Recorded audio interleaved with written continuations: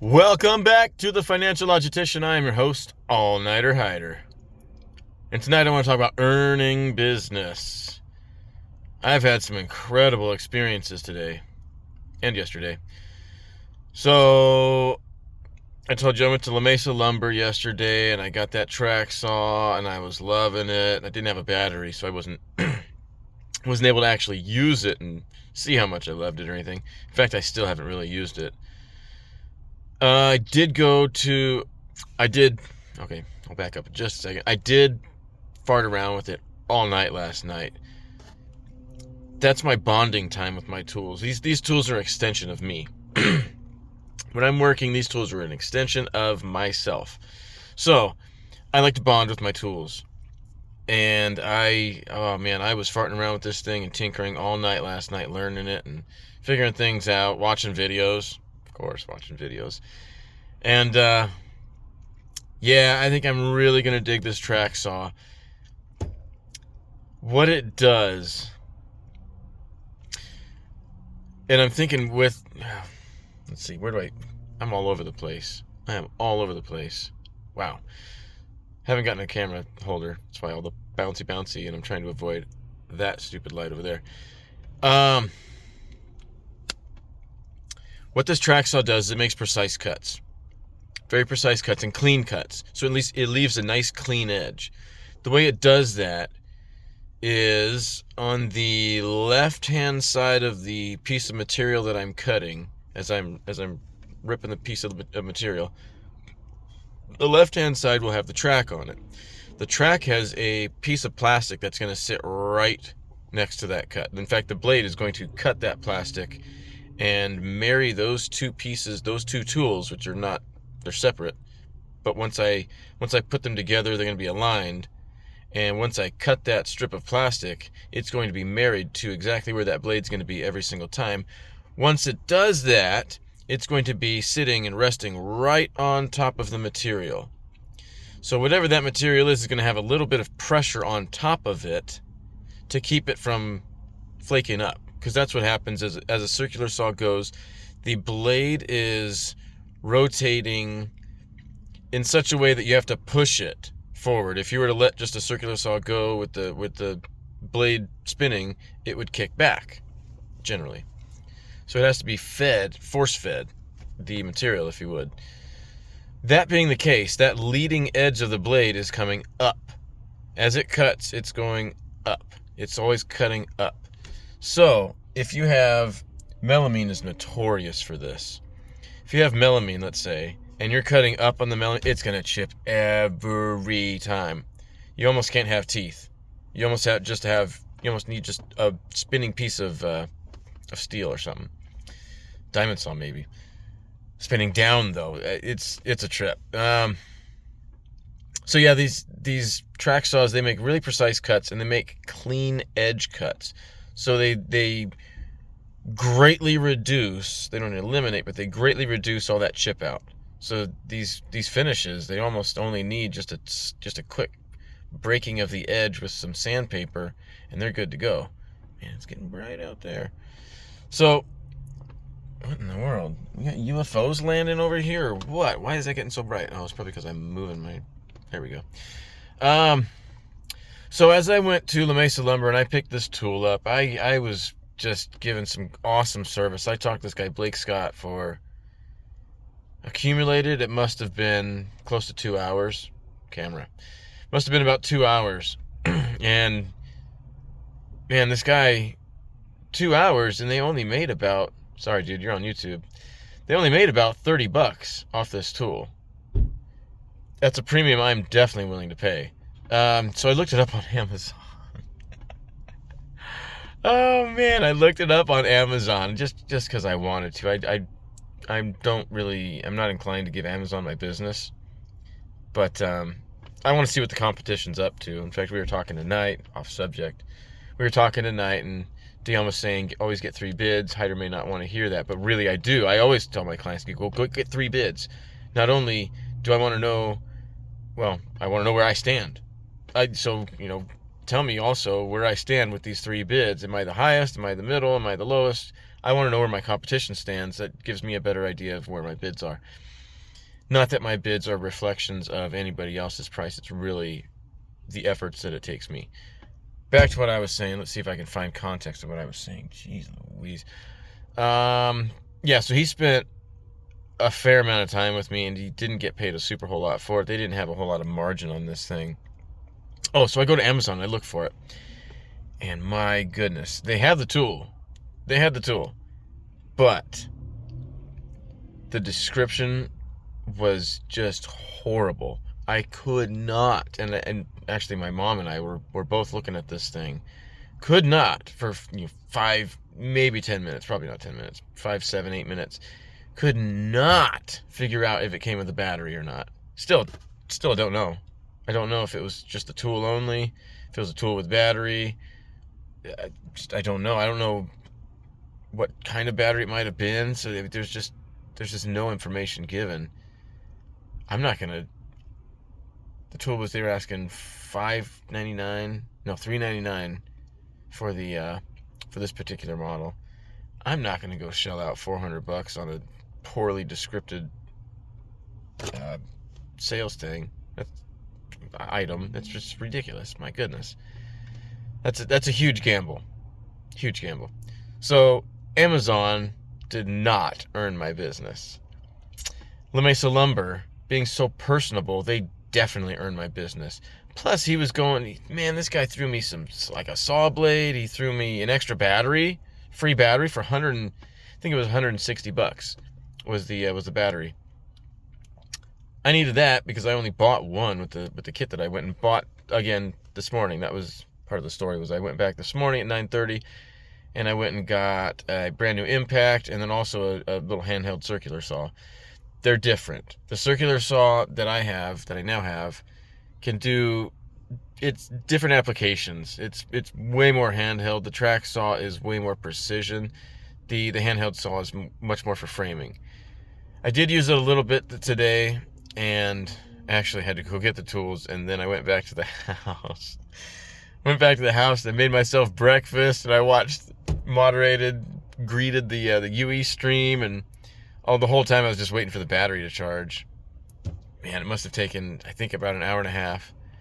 But when you first use these batteries first time, it's best to charge them fully up. Give them don't give them any kind of bad memory. Like charge them 50% and then start using them, and I don't know if that's a thing anymore, but it used to be a thing where if you use the battery to 50% and then you charge it and you jack it up because it's got a memory of being full at only 50%, something like that. I've experienced it, but trying to describe it, words are hard. What else? I just walked out of Walmart. So I came over here to Rubio's, go get some dinner. Rubio's was awesome. 3 fish tacos, especial. I'm at the Grove location, by the way. 3 fish tacos, especial, which means they have everything on them. Cheese and guacamole, and I think some other fun stuff, the creme or whatever. But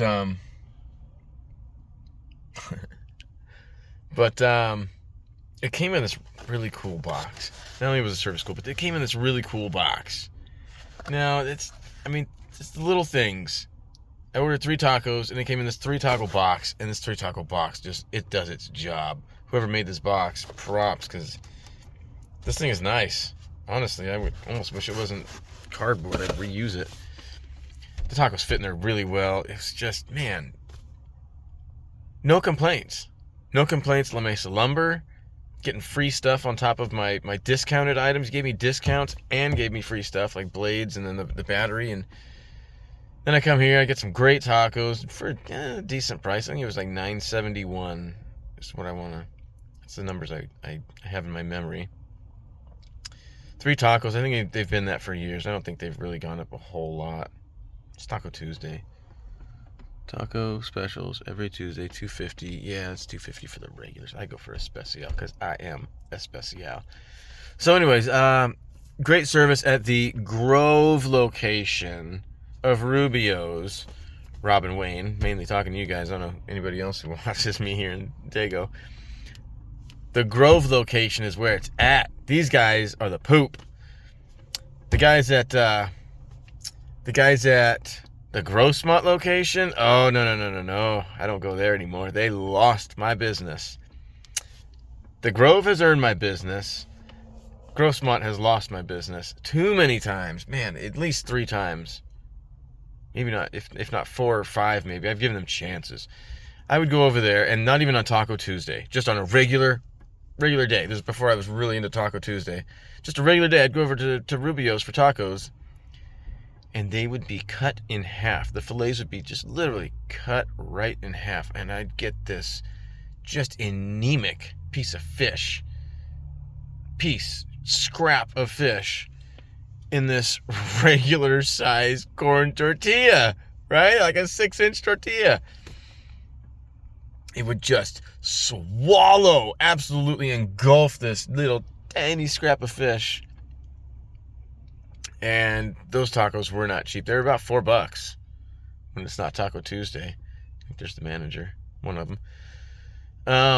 So yeah, for $4 and then getting it cut in half, that used to really piss me off. So I went to another location in El Cajon by the Costco out there, and I was talking to them. It's out of the way, so I don't really go there. But I was talking to them, and I was letting them know, hey, Grossmont sucks. They tiny fish. And the guy admitted that, yeah, they cut their fish in half over there. And that's when it sealed the deal. That's when it's like, oh, man, that's intentional. That is straight up intentional. I am not going to go to a place that is rejecting my business. That's telling me, don't come here. We don't want to serve you. So, I'll oblige. So, yeah, I come to the Grove. Screw Grossmont. I like Grossmont, but screw their location at Rubio's. I don't know if they're franchised or not. I don't think so. Damn, honey. Yeah, so then I went over to Walmart over here. And I don't expect any service at Walmart. I just don't. I don't really tend to go there. I don't really want to be in there, but, if I am, I'm in and out. I needed some water, man. Bottled water. Holy cow, I was running low and I'm parched. So I went and grabbed some bottled water, even though it's in plastic, and I don't need the estrogen leaching out of there. Ooh, man, the tacos are coming up. I wanted the water. I needed the water. I'll drink it fast enough anyways. And I went and got chocolate chips because I'm a chocoholic, and that's the most economic way I've found to get the chocolate chips, or to get chocolate in my mouth, is chocolate chips. Just take a handful and throw them in. I have bought, I think it was a 5-pound bar of chocolate. I want to say that was like $40. That was kind of a pain in the butt. I'm going to have to take a knife to it, and I'd rather actually have chocolate chips. So, chocolate chips it is. That's the way I roll. That's how I get my fix. What else? Oh, so that's right. So I'm standing in line at Walmart. And there's just lines everywhere. And they were cranking. They weren't slow. They were doing their thing. But I'm sitting there and I'm just observing, because that's what I do. I like to just sit and watch people. Oh my goodness. I love to watch people. Total non sequitur. My daughter's mom and I, oh my gosh, this was so funny. Man. It wasn't as funny as poop in a gift bag. That was like the ultimate prank. That was the ultimate prank. I loved that prank. Gosh, the reactions were awesome. But Tiffany is her name, we would hang out, and it was generally at Grossmont Mall. And we would hang out within fob, I guess it's called, or whatever, the key range, so that we could set off her car alarm. And we'd watch people walk by, and as soon as they got close enough, hit the button and watch them jump. Oh my gosh, it was so much fun. Man, missed you, Tiffany. Those were the days. She's not going to watch this. What else? Oh, so anyways, I'm standing in line. Sorry, I'm all over the place. Standing in line at Walmart, and I'm looking around. I'm choking on my tongue, and I'm observing people. And out of nowhere, this lady comes and just starts scanning my stuff. I want to say the second one back in line, but like right where the candy and all that crap begins. So I was still kind of in like the walkway. So I was easy to get to. So I think that's what it was. I was accessible. And I only had the 4 items, 2 of the big bags of chocolate chips. What else did I get? 2 of the big bags of chocolate chips, the water, and brain fart. Oh, and then I got more. Oh yeah, I got more Ghirardelli's brownie mix, because that stuff is so good. I'm gonna put butterscotch in it this time, because that's just, oh my goodness, it's so good. I love it. So anyways, that was it. She jumped in, she started ringing me up, and it just got me right out of there. Just right out of there. In fact, I was in no rush. Quite honestly, I was kind of enjoying my people watching, but I also do like to be productive. Sorry about the light. I like to be productive, so if I can get on my way, I will. Yeah, everybody was really good to me. People have been earning my business. I don't know if that's an economic thing or what, but man, maybe it's just me. Maybe I got a nice smile. I don't know. They like butter teeth. My teeth are yellow. It's really bad. Too much POT. Yeah, I'm going to kill it there. 16 and a half minutes. Earning business. No, I'm not going to kill it there. I made a comment on One Rental at a Time earlier about,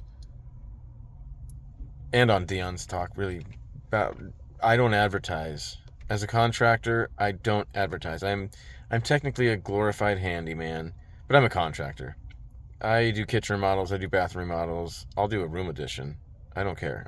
I've done lots of roofing jobs. I'll do big jobs. Generally, that's for someone that I know, within the circle, but pretty much everybody in the circle is someone that I know that has come from a referral. That's what I really like. I don't advertise. I get all my work through referrals. And I don't need to advertise because I get all my work through referrals. My work is my advertisement.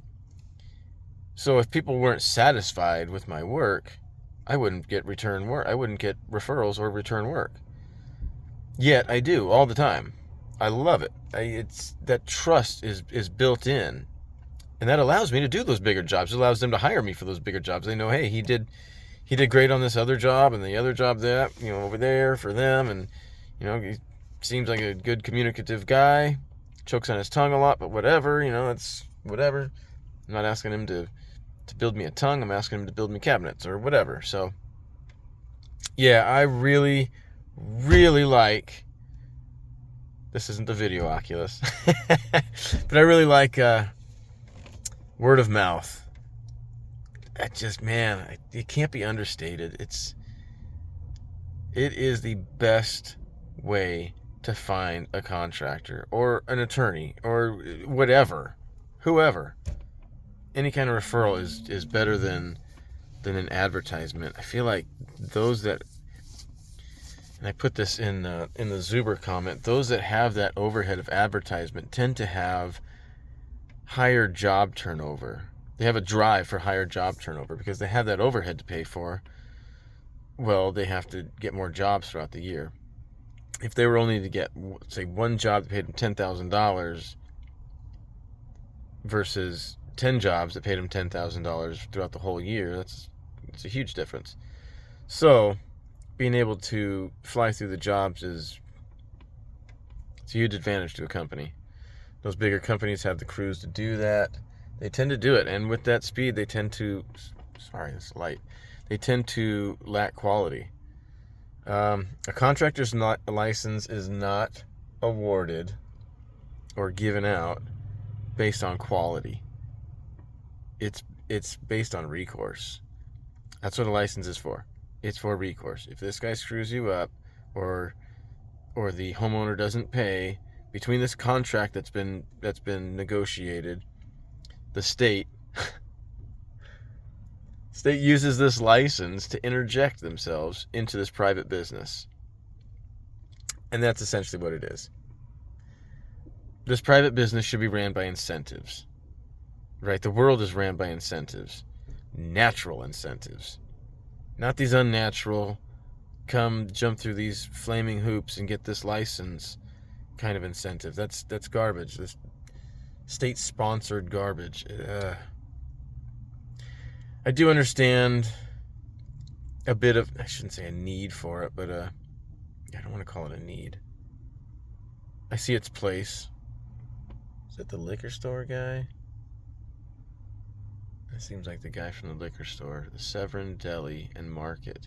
They have incredible sodas over there. I don't drink soda very often, but they got this butterscotch root beer. Man, I want to curse for emphasis. Hey, lights. So, okay, lights are turning off. I don't know if that's the guy or not. But yeah, Severn Deli and Liquor, they're pretty awesome over there. Lights everywhere. All right, I'm going to kill it. We're at 21 minutes. Nobody watches this long. Not even me. Not even when I watch it through and edit it. I don't do any editing, but just to make sure I didn't screw anything up. I never do. All right. So, earn people's business. If you have a business, go and earn their business. Be personable. My God. The guy Blake Scott. Man, thank you, dude. Really appreciate you. Thank you. I really appreciate you. I really, really do. It was a brand new tool. I'm just learning track saws, and he was a wealth of knowledge. Kind of through a referral. Kind of. I mean, he's a salesman. Don't get me wrong. But they earn my business. So he's a worthy salesman. Simon's a salesman. He's a worthy salesman. He's an ethical salesman. Moral? Ethical? I actually don't know the legal definitions between the two. I'm going to keep it at that. 22 minutes now. All right. Thank you for watching. Invest accordingly.